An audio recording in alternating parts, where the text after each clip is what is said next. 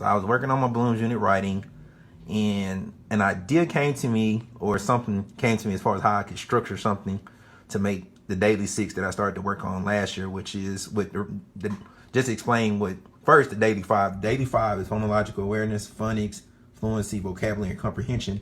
Those are the 5 things. The 5 things that you should get every day.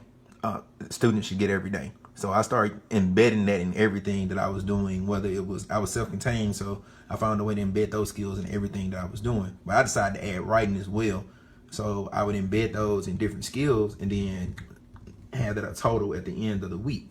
So what you see here is phonological awareness. So say, and I'm probably going to do a whole webinar on this at some point, and then I try to break them apart color coded so you can see the different areas. But phonological awareness, so you do it word study, word study, word study. The first 3 days of the week, then maybe do it in your analysis of reading on Thursday. And then what I used to always do is have the kids clap it out at the end of Friday, since we didn't do regular phonological awareness, but that I made sure they got those at least every day. And another additional there on reading, so they get at least 30 minutes there. And then you have phonics, which is like the spelling piece, of course, doing word study, doing word study, doing word study again, and then you embed it in the reading again, and then again in the reading. So then the kids will end up getting another 60 minutes there. I think that's how it shakes out, something around that range. Yes, I think so. Or no, actually I messed up. It should be 45 minutes. That's my fault.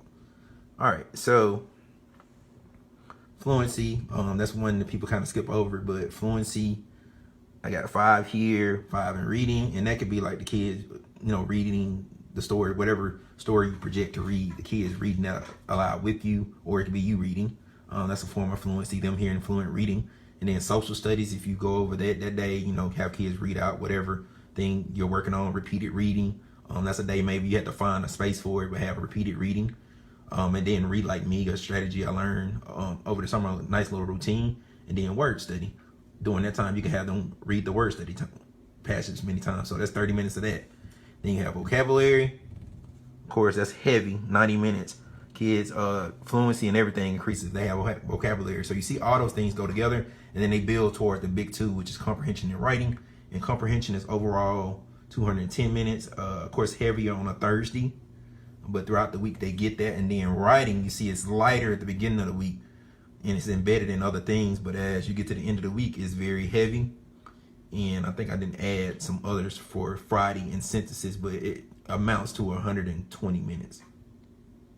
So overall, like I said, I'll probably do a webinar or something on it, but this is the daily 6.